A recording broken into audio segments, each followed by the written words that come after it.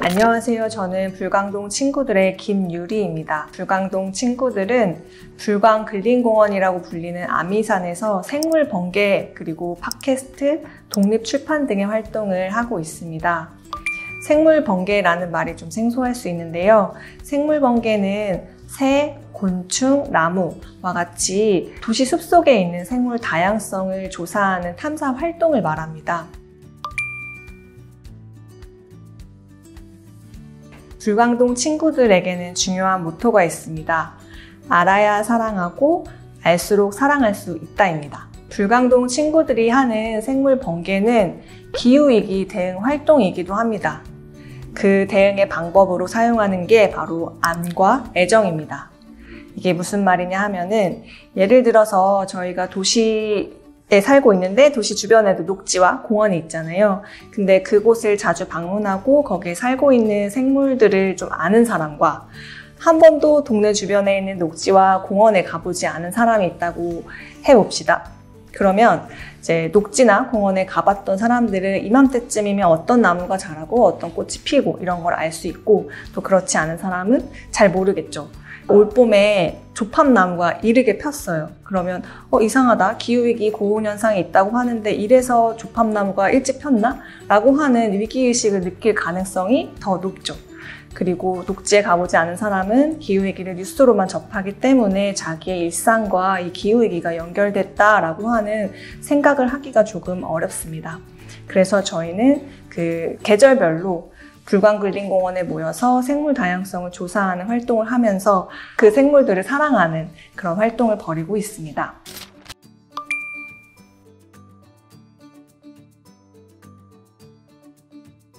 은평에서 발견할 수 있는 기후위기 현상을 3가지 말씀드리고 싶습니다.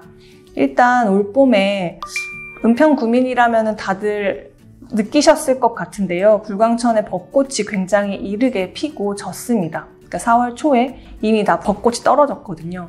그러니까 이거는 불광천에서 발견하는 현상이지만 사실 전 세계적인 현상이고, 종로구 서울기상관측소 왕벚나무 기준으로 보면 올봄에 개화 시기가 3월 24일이었다고 합니다. 이 개화 시기는 1922년 이후로 가장 빠른 개화였다고 합니다. 은평구에서 발견할 수 있는 기후위기 현상 중 하나는 여름철 폭염, 폭우입니다.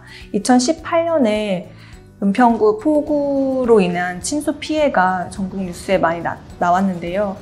불광천이 이제 범람하면서 하수구가 역류했고 400가구 이상이 침수 피해를 입는 상황이 있었습니다. 여름철 기후위기 현상으로 봉산 대벌레 출몰 사건을 들 수가 있습니다.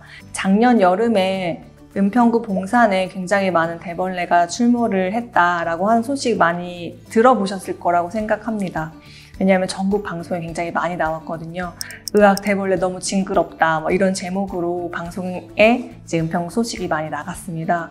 네, 대벌레가 여름철 굉장히 많이 나타났던 것은 겨울에 이상고온 현상으로 대벌레 알이 일부 얼어 죽고 일부는 살아남아서 여름철에 부화를 하는데, 이번에는 겨울철에 너무 따뜻해서 너무 많은 개체가 여름철에 이제 부화를 하게 된 거죠.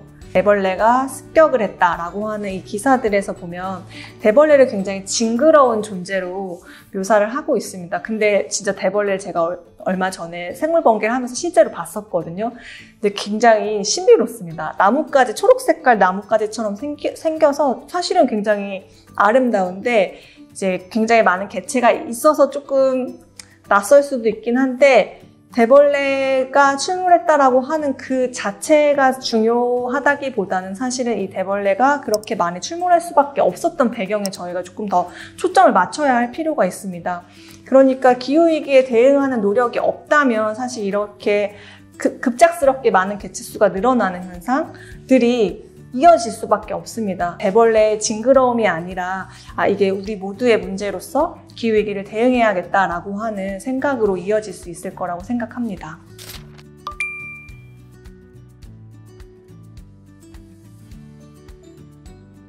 은평구민들은 다들 아실 건데 은평구의 표어가 북한산 큰숲입니다. 실제로 북한산이 어딜 가나 보이고 또 은평구에서 가장 큰 봉산도 있고 앵봉산, 백년산 등이 있습니다.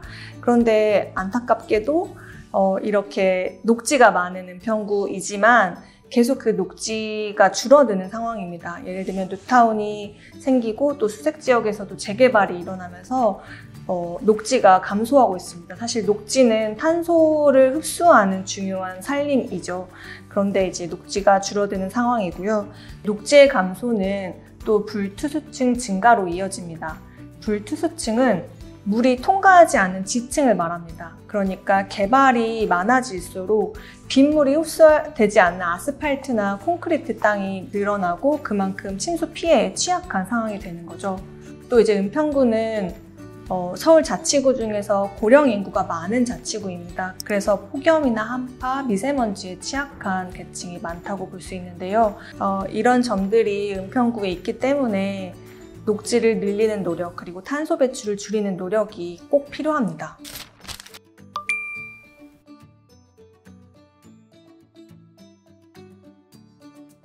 은평구는 기후위기 대응 노력을 하는 자치구 중에 하나입니다. 작년에 226개 기초지방정부가 기후위기 비상선언을 했는데요. 은평구도 여기에 포함되어 있습니다.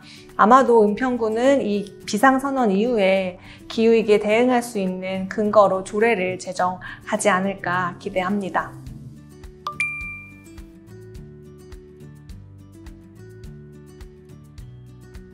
네, 기초지방정부 차원에서 해야 하는 노력도 있지만 또 개인이 할 수 있는 실천들이 있을 수 있습니다. 그 중 하나로 은평그린 대작전 참여를 권유드리고 싶습니다. 은평그린 대작전은 은평구 마을공동체지원센터에서 주최하는 캠페인인데요. 마을공동체지원센터에서 작전명을 주민들에게 알리고 여기에 참여할 수 있는 주민들을 모으는 프로그램입니다. 그래서 음식물 쓰레기를 줄인다든지 장바구니를 가지고 다닌다든지 채식을 한다든지 이런 활동들을 추천을 드리면 주민들이 본인들이 한 실천을 사진으로 찍어서 공유하고 그렇게 하면서 주민들 간에 연결이 생겨서 기후위기 대응이 이제 함께 되고 있구나라고 하는 걸 느낄 수 있게 하는 그런 캠페인인데 한번 참여해 보시길 추천합니다.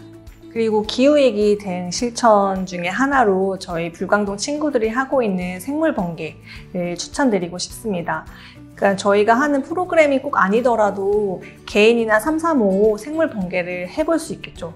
그냥 지나다니다가 평소에는 보지 않았던, 들여다보지 않았던 식물이나 동물들을 발견해 보는 거죠. 꼭 생물들의 이름을 알지 못해도 생물 번개를 할 수 있습니다. 왜냐하면 네이처링이라는 앱이 있거든요. 이 네이처링 앱은 주변에서 발견하는 식물이나 동물들의 사진을 찍고 올리면 거기에 있는 참여자들이 함께 알려주는 그런 앱이거든요. 그래서 잘 알지 못하는 생물들이라고 할지라도 생물 번개를 하면서 사진을 찍고 그 앱에 올려보세요. 그러면 내가 알고 있는 생물들의 폭도 늘어나고 함께 참여하는 사람들도 만날 수 있습니다. 개인의 실천으로 소개해드린 방법들은 좀 즐거운 방식이라고 생각이 듭니다. 기후위기에 대응을 하려면 기후 문제를 굉장히 심각하고 또 위기로 느껴야 하기도 하지만 사실 그 이전에 자기가 사랑할 수 있는 자연이 있어야 이걸 위기로도 느끼고 또 사랑을 바탕으로 뭔가 행동으로도 실천을 할 수 있지 않을까 합니다. 알면 사랑한다 라고 하는 불광동 친구들의 중요한 모토를 여러분들과 나누고 싶어서 이 인터뷰에 참여했습니다. 감사합니다.